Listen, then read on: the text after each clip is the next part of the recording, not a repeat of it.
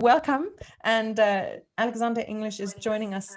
All the way from, are you in Shanghai? Is joining us today from the Shanghai Intercultural Institute at Shanghai International Studies University. I hope I've got that right.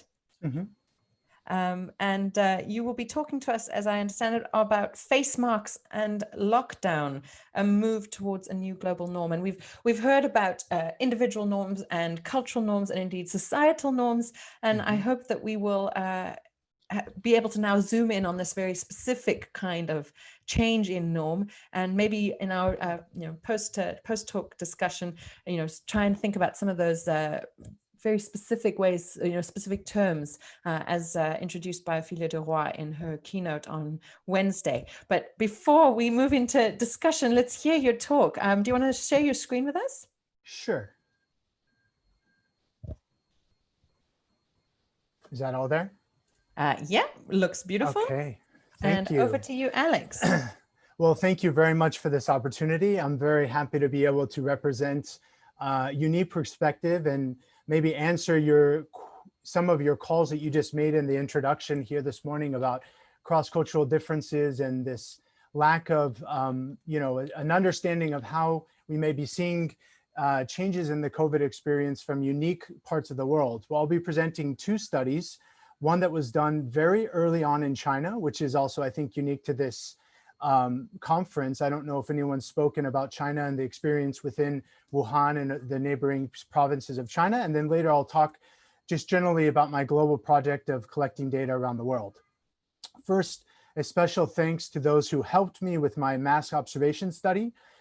These people put themselves in harm's way very early on in the outbreak, and went outside and observed people wearing masks and not wearing masks and collected some awesome data. And we are in the final stages of the paper that we'll be putting out very soon.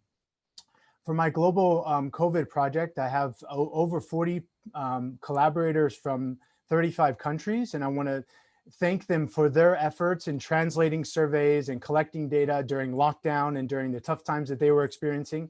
And this would not be possible without their help, and also from my mask observation team. One thing that we can now say for certain is that there's a new global norm. Growing up, we would always sort of characterize the experience of 9/11 as that defining moment where everyone will remember that day, that moment when those towers were coming down or whatever. But now we have this new global norm, and that is COVID-19. It is not one memory, but is it a shared collective memory by everyone around the world? We may in the future be asking people that we meet or haven't met it for a very long time, when did you first hear about COVID-19? Where were you? What were you doing? Or perhaps we may ask, hey, where did you experience lockdown? What did you do? What was the life like there for you in that, other part of the world? For me, I must say the experience happened when my mother sent me an email in early January with a newspaper clipping saying that this new viral outbreak was emerging in China. She told me to beware, and I simply replied saying, Mom, don't worry, it's not a big deal. China has them all the time. They had SARS 10 or 15 years ago. There's so many temperature checks all over the country. And plus, Wuhan is so far from where I am in Shanghai. There's no way it will make a difference. Right after the outbreak hit, I posted on Facebook saying, here's the best source of information for this deadly coronavirus.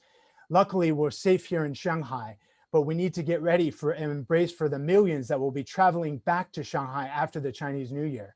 Back then, there was no Johns Hopkins website direct link, but that URL there links you directly to those early days of Johns Hopkins, where they were just reporting the cases within China. And now, if you look at it, it's quite different. Now in China, I will report everyone wears a face mask when they go out. It's basically your new phone, your key or wallet. We show our green health code. We get our temperature checked when we go into malls or supermarkets. And we naturally keep distance from other people that we don't know when walking on the streets. But back then, during those early days, 76 million people went into lockdown in Hubei. Everyone was afraid. No one went outside. The streets were empty. It was cold and gloomy. We all knew that face masks were important, but they were sold out. And people were waiting for 14 days to make sure they were free of the coronavirus. This is one thing that makes the experience of China quite different from the rest of the world.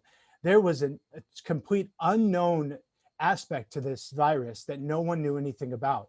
Little was reported, and everyone just lived in fear, wondering what was going to happen next. A common theme of this conference thus far is COVID is not done with us.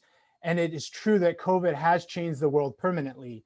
I just checked the news today, and there's a small cluster in northeastern China where there were 2 reported cases. And if you think about that number, 2 in a city of 15 million sounds like nothing, but they are now about to test 1 million people to make sure that the spread has not gone outside of this region or spread to other parts of China. If we think about that in global comparison, that is quite different from where we are in the world. But one thing that remains very clear and certain is that face masks are now a staple of this pandemic life. But this was not always the case. And in some parts of the world, it is still heavily and very controversial and debated, quite often and very harshly in some cases. But during the early days of this COVID outbreak, or what we would call back then as the SARS-like pneumonia, it was first reported in late December of 2019. And I use that data as my marker for days since outbreak as I report on my studies. But during that time, no one really knew what was going on. It wasn't until early or mid-January that people started sensing things were different. And in fact, January 20th to the 24th was this crucial, ambiguous time. People had heard about this unknown coronavirus. They had a sense that they should be careful and be wary. And in fact, people were beginning to recognize the sheer severity of this outbreak. It wasn't until Hubei and Wuhan went on lockdown, the 76 million people that I talk about, that it was officially now a major threat.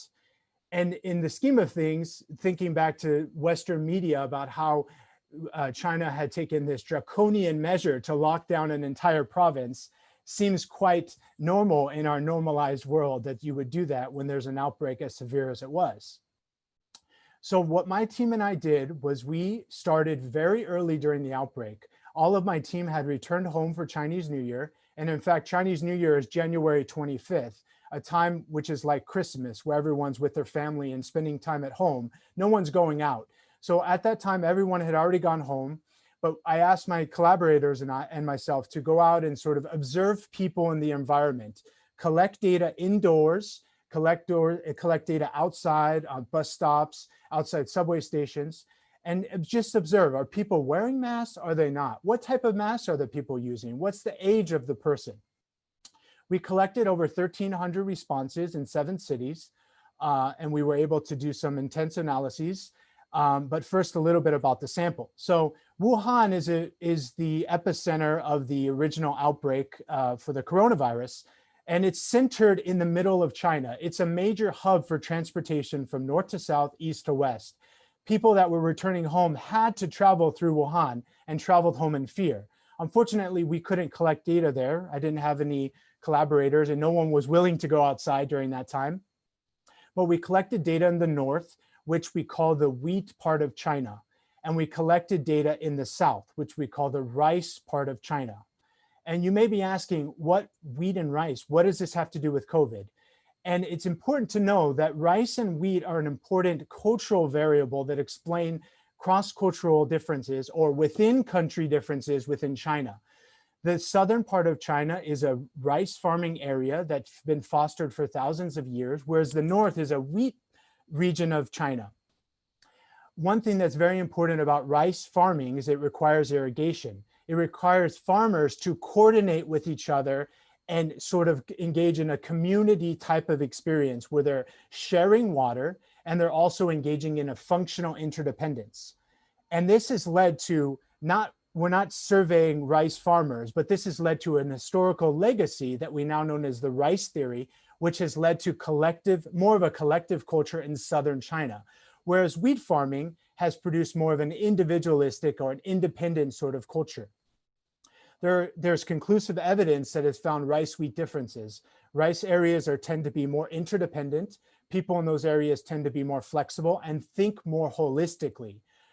Rice farming has also been linked to cultural tightness, and this is not only in China, but worldwide, meaning rice farming areas, people live in a very tight-knit community, and they sort of abide by cultural norms that are very tight, whereas loose cultures tend to be more open-minded and more able to sort of adhere or have deviance from the norms. This is outside of the scope of this study, but you can look to those references if you're more interested in this rice-wheat theory. But more importantly is the sites that we sampled varied in rice amount of paddy farming.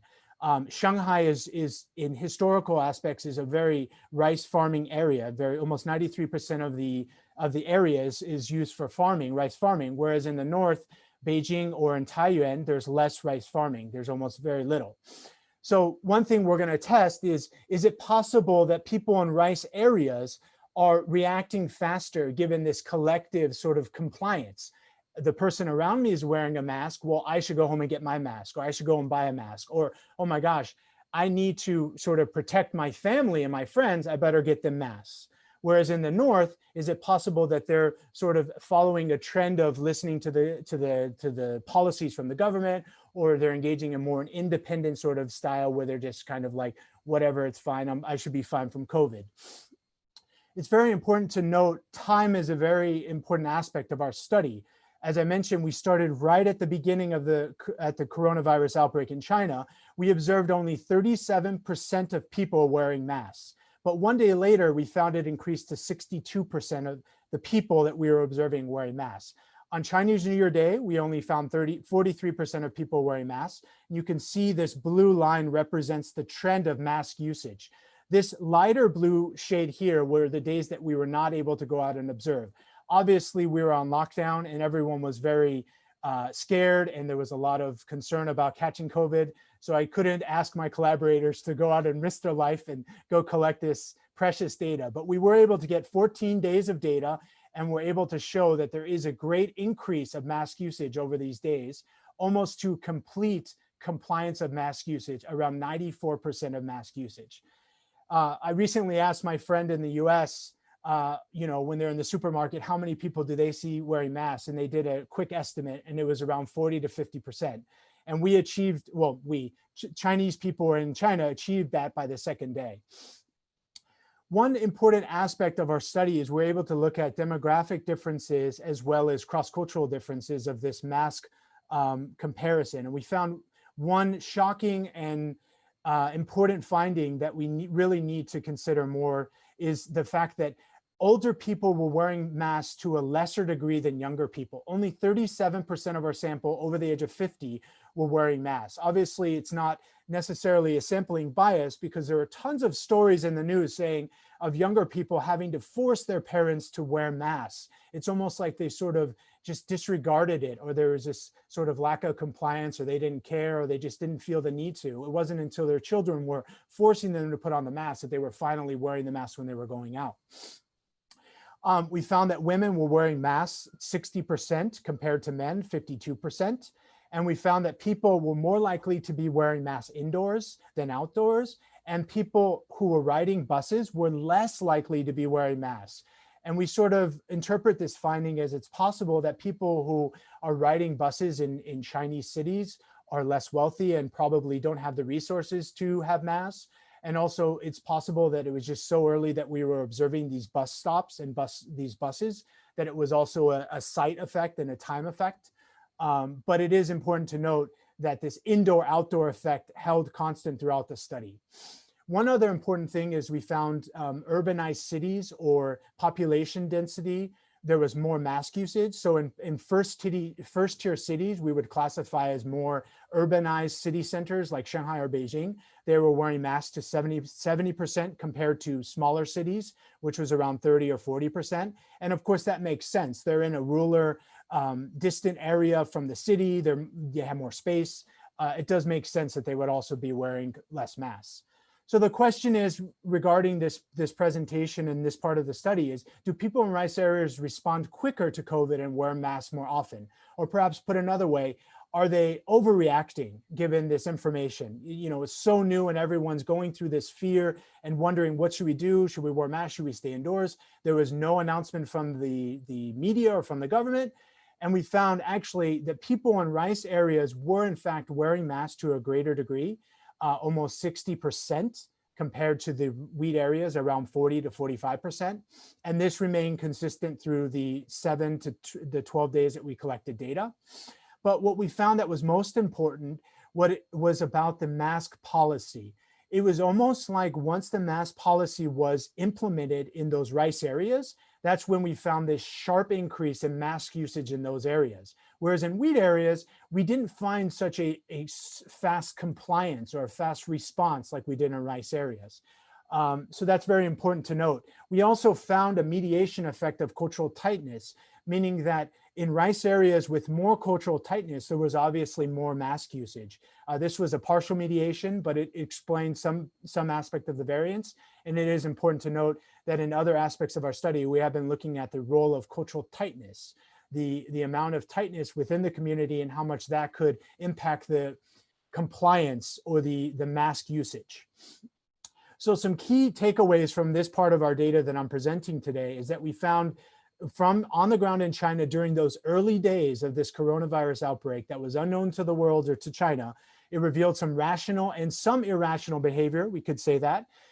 It's rational to expect that people would wear masks in places with more infections. So we did find that when there was more COVID infections, there was more mask usage.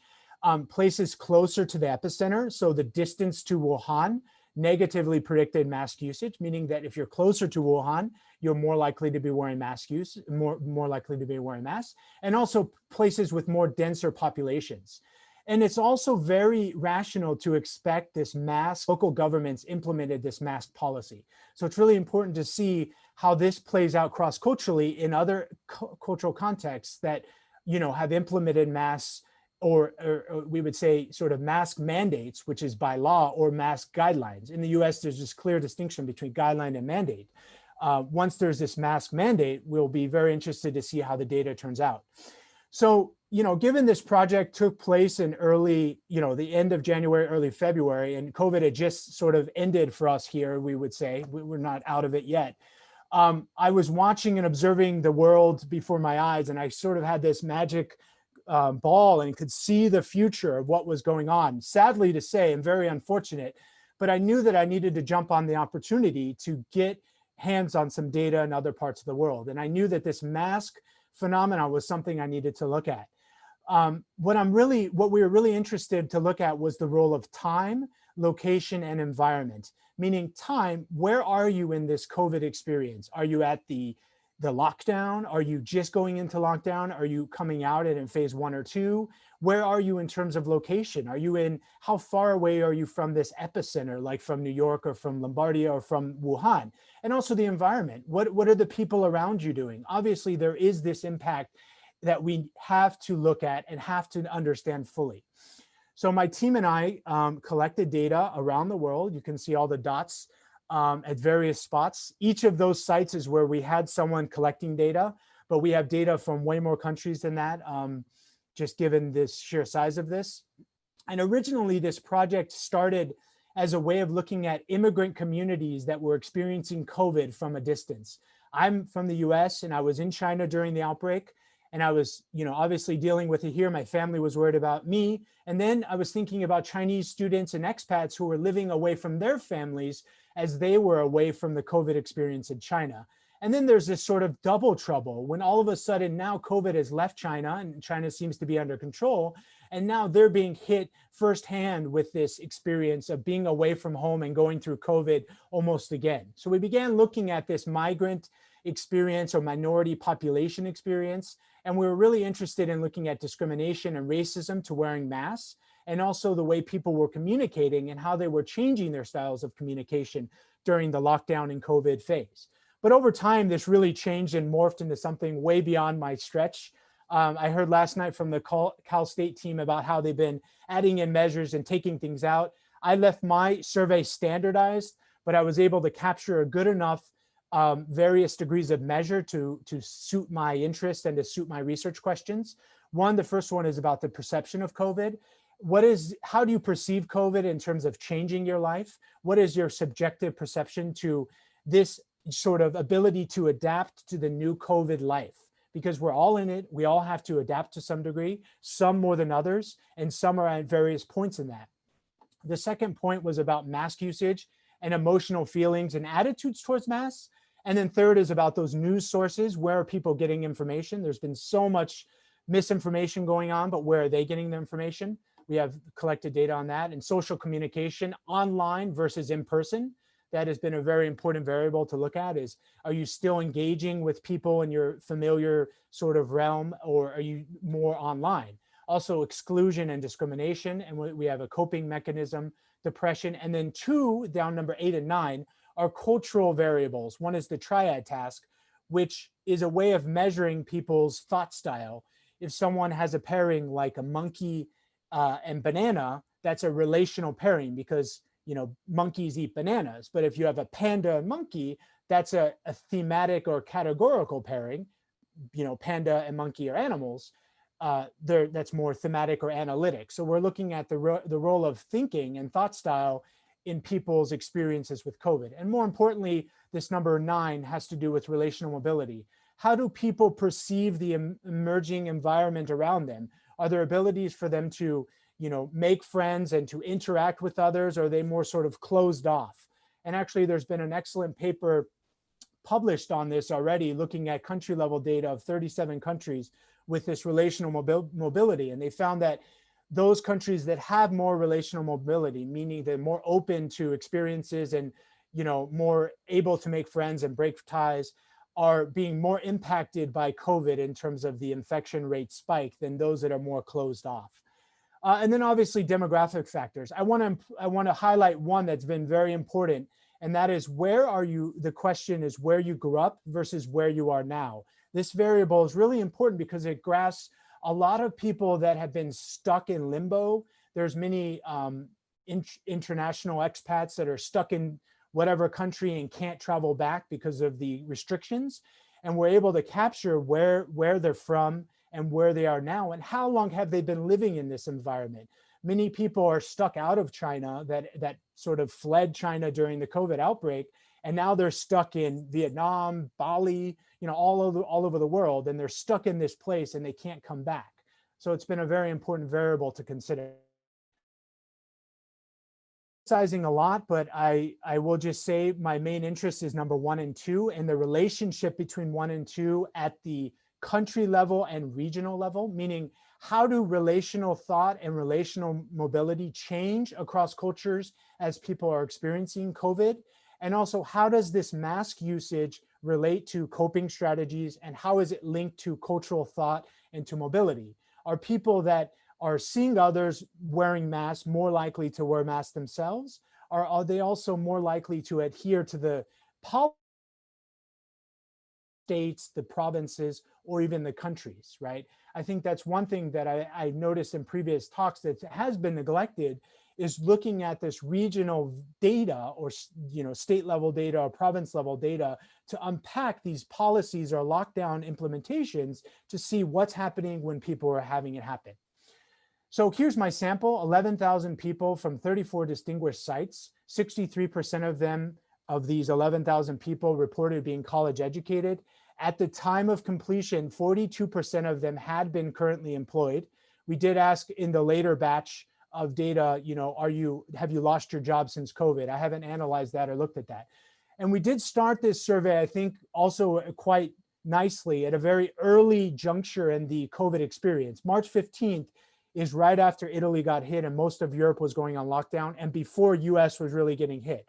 So I do want to say that our data represents a very nice, the first wave of COVID impacting the world. And then you can see 52% of our sample reported wearing a mask, when they go outside. So given my interest in mask usage, I'm going to graph it and show you exactly what we see. So here on the y-axis, on the x-axis, we see days since outbreak. So this is basically January 1st, and this is the last day we collected data, 140 days later, so in June. So if you think January to June, when do people report wearing masks? We asked them, about approximately what day did you start wearing masks? And then this is on the y-axis is the number of people who have reported wearing masks. So here, what's interesting is we see that first wave of people reported wearing masks at the appropriate time, right when China was getting hit by this, COVID infection. And then by mid-February, we see an impressive sharp increase again. And that's again when South Korea reported the infections. Obviously, not all these people from this point are from South Korea, but the general trend seems to be in line with these outbreaks. And then finally, around 60 to 70 day 60 to day 70 is around when Iran and Italy got hit, and we have data from both of those sites.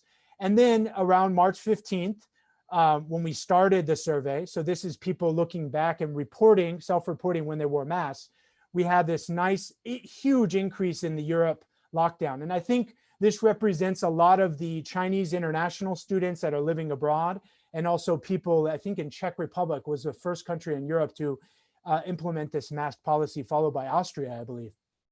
And then finally, UK goes into lockdown, 5 or 10 days later. And then here, at 90 days into the outbreak, the CDC finally recommends masks to be worn in the US. And this has been a huge controversy because the Surgeon General and many health officials in early February and in early March were saying masks are not useful, don't wear them. And then suddenly reverse course by saying everyone should wear a mask. And even more so today, now people are basically mandated to wear masks. Fortunately, we were able to collect data during these time points between February and in April. And one question that we asked, well, why aren't you wearing a mask? And this plays right into Meryl's question earlier about this lack of control or this sort of sense of unable to control my ability. And it's very clear. Well, I want to wear a mask, but people think I would be overreacting. Well, masks have been sold out everywhere. I can't seem to buy one. Or hear someone from Denmark, I wear a mask, but people in Aalborg don't. So they suppose I must be suffering from the disease. Or hear someone from Germany, I can't find any and not sure if I would wear it because no one does. Or hear someone from the US, when the epidemic started, locals did not wear it. We Chinese students are afraid of discrimination or even violence because we wear masks to go outside. Or in Italy, there weren't enough masks even for healthcare workers. The majority of people around me do not wear masks. They think it's for sick people. And finally, I worry about being discriminated against. So here's a clear example of this lack of control where people want to control themselves and be safe when they go outside, but they have this repercussion of being actually physically assaulted in some cases, or have people, mock them or whatever it is that happened early on in the outbreak. And this is going to be one important aspect of one of our studies, one of our papers that we'll be writing, is looking at these groups of people and the experiences they went through and understanding, what can we do later? What can we learn from this? And how did they truly suffer compared to locals?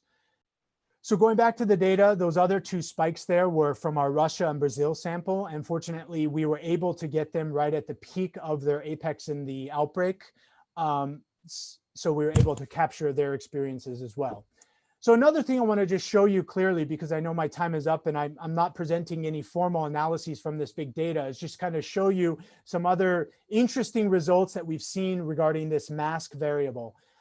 Here, we ask people, when did they hear about the coronavirus? Just give us a rough estimate about, where were you, what were you doing, and about the day that you heard about it. And then we took the average at the country level with at least 10 people per country to represent that sort of COVID knowledge score. And we graphed it by date. And then on the x-axis here, we have the mask by citizen, the amount percent. So these are the amount of people wearing masks around them and themselves. And you can see, shockingly, the east here is this red dot, represents all of this area above this red line, meaning Hong Kong and China and the region of Taiwan, Vietnam, South Korea, Singapore, Indonesia, all heard about the COVID early and report wearing masks more greatly than other parts of the world. Here, New Zealand, Ireland, all of these blue dots represent the West. Again, this is when they took the survey. We would expect, hopefully by now, that all of these have sort of shifted up maybe 20%. As we know the efficacy of mask usage, but it is nice to see just graphically where people have fallen on this line. And also when they heard about coronavirus, there could be something there regarding the knowledge of COVID and how more likely you are to prepare and be ready mentally and also physically and financially for this COVID experience that would be maybe coming your way, right? So the other important variable I'll highlight is this. just to give you the sign that we're actually already running out of time for your talk. So if you want to maybe wrap up. Okay, sure. I'll just end because I only have one more slide here. Is with this graph here where we find COVID lifestyle change, the degree of people feeling that COVID has changed their life being slightly correlated with more mask usage, meaning that those people that are endorsing mask usage, they're also more likely to be feeling this lifestyle change in terms of this COVID experience. So our next steps are basically to look at the within individual, within country, and between country, and to gather this country level and regional level data to look at cross-cultural variables and those impacts on people's experiences. Thank you again, and thanks to my team here, and that's the end of my talk. Thank you so much, Alex. It was actually fantastic in so many ways. Firstly, and this is in no particular order, I think we are seeing a really very interesting comparison perhaps that could be made across these three big special holidays. You mentioned Chinese New Year, but we've also heard about Memorial Day in the US and St. Patrick's Day in Ireland. And I wonder whether maybe we can somehow put all of you guys together in a room for one of our special workshops to see if there's something we can do with these special holiday data. You've said so much, and I think one of the big overarching messages you had, which I think we need to all hear loud and clear, is that we can't use these big broad brushstrokes and say China. I really found your contrast between wheat and rice fascinating. I had no idea. So my mind is going mad right now. But maybe we can just focus in on one question, which is this idea of compliance, which I think is basically the core of what you're talking about. Compliance is a function of internally generated norms or opinions versus compliance based on the outside world, either what I'm seeing other people doing or indeed based on policy. And I wonder if you can, you also at some point mentioned that you looked into news sources, and I think it might be interesting for you to also tie in with either David Schieferdecher from yesterday's talk, who's also talking about news sources in Germany, and maybe there's a nice cross-cultural comparison that could be done there. But maybe you could, you talked about non-compliance, and so basically, do you want to tell us a little bit more? You showed that really nice slide of people saying, you know, either it's because they couldn't find masks, and I think we can basically, we either think they're lying or that they really can't get masks. But the more interesting ones maybe are the people who are saying, you know, they've been subjected to abuse or are being discriminated against. I'll speak to this in two fronts. So, so first, within China, I can say that this compliance was enforced by police. Like they had drones flying overhead and would report to people, put on your mask. So very extreme measures to capture those people that were wearing masks, but it was effective and it obviously worked and people started wearing masks. So within China, there was that going on, and they were very strict about mask usage and actually fining people immediately, like within those first few days. More importantly, this US or you know, the international students and how they wanted to wear masks. So it's almost like this lack of control, but they want to comply with the social norm of the local environment, but they know inside that these masks work. They know inside from these people back in China or from Asia that these masks are going to be useful. And now it's like, oh my. But it's like a complete, for them, it's like this struggle that they're dealing with, this internal struggle. When they go out, they can't, but they really want to. If they're seen with these big group of Chinese people or Asian people and they're wearing masks, obviously they're bringing attention to each other, to themselves. So what we did was we were able to ask, are you wearing a mask when you go out in public during COVID? And they say yes or no. I want to, I refuse to. And then what we say is, well, if not, why? And they'll give their response. And we had hundreds of responses from, you know, those common ones that I feel discriminated against. Many people would say masks don't work. The government or the health officials don't recommend it. So we're planning on coding all that. And then we're going to look at just that sample and see what we find in terms of comparison. And it's not just like a US sample. I mean, it's Portugal, it's Spain, it's Italy, it's from Germany. I mean, it's all over. I mean, even in like Hong Kong, I think there's a few. So it's like, it's a very interesting dynamic because there was just so much misinformation. And you're very right. We should be linking it with where they're getting their news sources, because we ask, you know, are you more likely to get your news sources from your local officials, from Twitter or Facebook, from Asian or Well, I was social thinking media. exactly Yeah. that you're talking primarily, these expats abroad, Mhm. the people I know who fall into that category, very much still base their news sources at home, as it were. Yeah. And so they're clearly, we talked about this ping pong effect with Jamie Pennebaker yesterday, that, maybe some of the spikes you see in the US is because they're watching European news where, new flare-ups come, and you have, the ping pong back home in China or Hong Kong, and then clearly you have something similar. Unfortunately, I have to bring our discussion to a close, despite how fascinating it is. But hopefully we can have some follow-up discussion, maybe when you have some of this non-compliance data ready. So as I've said, we will be having some workshops. And one thing that has occurred to me is we need a cross-cultural workshop, and perhaps we can invite you to discuss with us then. So without further ado, I thank you, first of all, Alex.